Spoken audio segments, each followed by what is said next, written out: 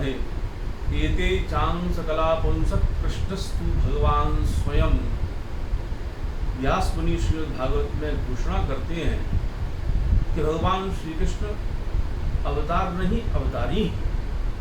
वे ही परात्पर ब्रह्म श्री कृष्ण इस अखिल चराचर जगत के स्वामी हैं। वे ही अनंत कोटि ब्रह्मांड नायक हैं।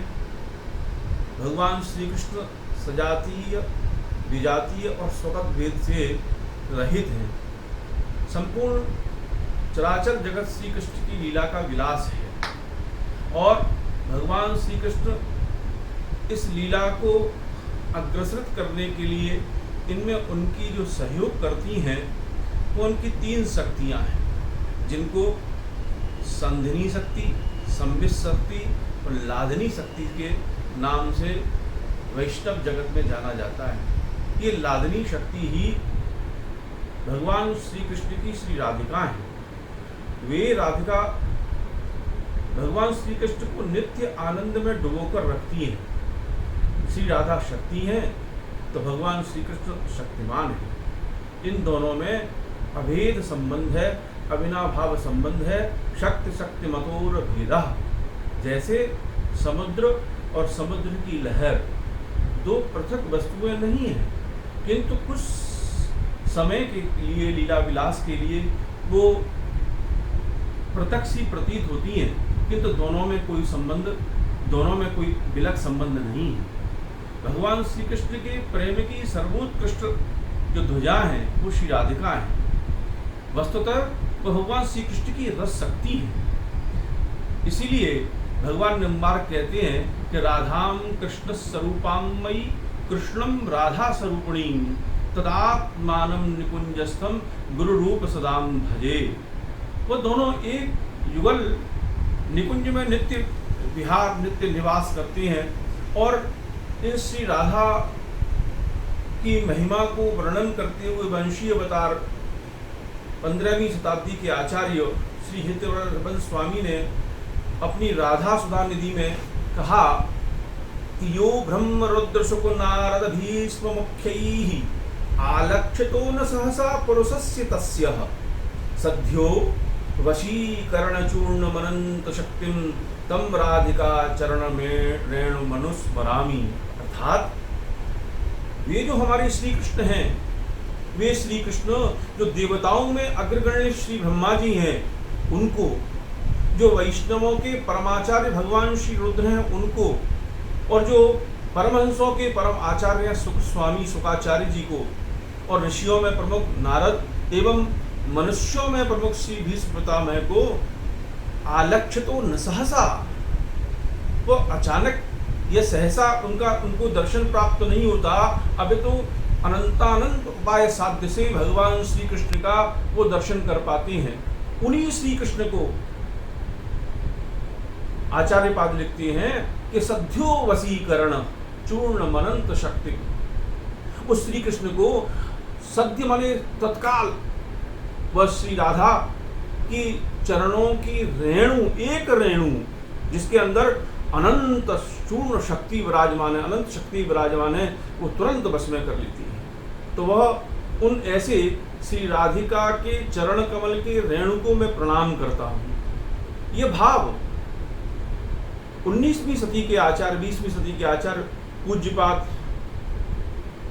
गुरुदेव प्रोफेसर रसिक बिहारी जोशी जी ने अपने राधा पंचशती में उन दोनों के सुंदर संबंध को और भाव समाधि में दर्शन करते हुए दर्शन किया। और वो लिखते हैं श्री राधा कृष्ण के बीच के प्रेम को स्पष्ट करते हुए कि जब भगवान श्री कृष्ण सखी, सहचरी, किंकरी आदि की मनुहार करके निकुंज लीला में जब प्रवेश करते हैं तो वहाँ विराजमान श्री राधिका और श्री कृष्ण के बीच में क्या सुंदर लीला दृश्य है कि कृष्णे पश्यति राधिका स्वनयनम संचालयन्तीं दिशां कोणे पश्यत रागतो नयनयोः माधुर्य माचामकी।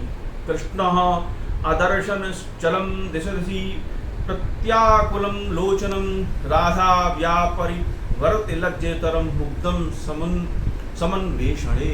जैसे ही भगवान श्री कृष्ण अंदर प्रवेश करते हैं तो कृष्णे पश्यत राधिका, जब ठाकुर जी श्री राधिका जी की ओर निखारते हैं तो राधिका जी श्री जी अपने नयनों को उनसे दूर कर देती है, उनकी तरफ देखती भी नहीं। स्वनयनम संचालयंतीम दिशाम कोणे पश्यति, वह दूसरी दिशा में देखने लग जाती है। और जैसे ही भगवान श्री कृष्ण श्री जी को नहीं देखते, नालक्षित हो, तभी वह श्री राधिका स्वनयनयोः माधुर्य माचामति, भगवान श्री कृष्ण की रूप माधुरी का निरंतर पान करती रहती हैं। मानो वह श्री राधिका श्री कृष्ण को न देख करके कृष्ण अदर्शनतश्चलम दिशति प्रत्याकुलम लोचनम, संपूर्ण दिशाओं में श्री कृष्ण का दर्शन करना चाहती हैं कि श्री कृष्ण कहाँ हैं, और व्याकुलता से दर्शन करना चाहती हैं। और वह व्याकुलता से दर्शन करती हैं और श्री कृष्ण को राधा व्यापरिवर्त लज्जित तरम, वह लज्जायमान श्री राधा की मृदुल दृष्टि हम सबकी कृपा करें, हम सबके ऊपर रक्षा करें। ये जो श्री राधिका जी, श्री जी हैं, जिनको ब्रज साहित्य में वैष्णवों ने इस तरह वर्णन किया, आज उनका प्राकट्योत्सव है। वे श्री जी भाद्रपद शुक्ला सप्तमी की प्रातः अष्टमी रात्रि को और भाद्रपद शुक्ला अष्टमी की प्रातः काल बरसाना, रावण आदि ग्रामों में जिनका महाअभिषेक मनाया जाता है, प्राकट्योत्सव वैष्णवों के द्वारा, आचार्यों के द्वारा मनाया जाता है। वे आह्लादमयी श्री जी ने, उस आह्लाद ने, श्री कृष्ण के हृदयस्थ आह्लाद ने मूर्त रूप से ब्रज में जन्म लिया।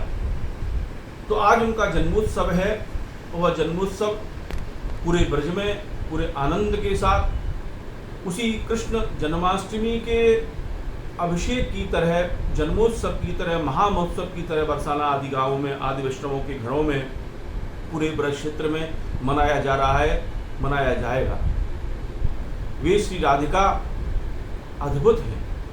उन्हीं श्री राधिका के जन्मोत्सव को प्रकट करते हुए व्यास मुनि ने श्री कृष्ण महामहोत्सव के समय लिखा है प्रथम श्लोक में, अत वहां लिखते हैं नंदस्त्वात्मज उत्पन्ने जाताल्लादो महामना, माने वो घोषणा कर रहे हैं कि आज श्री कृष्ण का जन्म हुआ, नंदोत्सव मनाया जा रहा है। उनकी जो आह्लादनी शक्ति श्री राधिका हैं, उनका जाताल्लाद हो, उनका जन्म बरसाने में हो गया है। तो वे श्री राधिका आज संपूर्ण व्रज के अंदर राधाष्टमी के दिन उनका जन्मोत्सव मनाया जाएगा, और वह बड़े हर्षोल्लास के साथ संपन्न होगा। तो सभी जो वैष्णव हैं, अपने अपने घरों में, बड़ी सुंदर विधि है कि या तो वो इस समय कोरोना काल है तो अपने घरों में रह करके भगवान भगवती श्री राधिका का अभिषेक करें, श्री विग्रह का पंचामृत अभिषेक करें। यदि श्री विग्रह ना हो तो शालिग्राम आदि विग्रह का अभिषेक करें, अथवा वो भी ना हो तो एक सुंदर सी थाली में चंदन से श्री राधा नाम लिख करके उस राधा नाम के ऊपर ही दुग्ध अमृत का अभिषेक करें और राधाष्टमी को मनाएं। वे राधा के लिए ब्रज के संतों ने कहा कि राधा तू बड़भागिनी कौन तपस्या कीन, तीन लोग तारन तरन सो तेरे अधीन। ऐसी श्री जी, ऐसी किशोरी हम सबके ऊपर अमृत वर्षा करें, हमें भगवान श्री कृष्ण के कृपा प्राप्त कराएं और संपूर्ण भारत को आनंद और आह्लाद और उन्नति के पथ पर अग्रसर करें। ऐसी मैं अपनी कामना, अपनी इच्छा प्रकट करते हुए श्री राधा जन्मोत्सव की सभी को बधाई देता हूँ, सभी को प्रणाम करता हूँ। जय जय श्री राधे।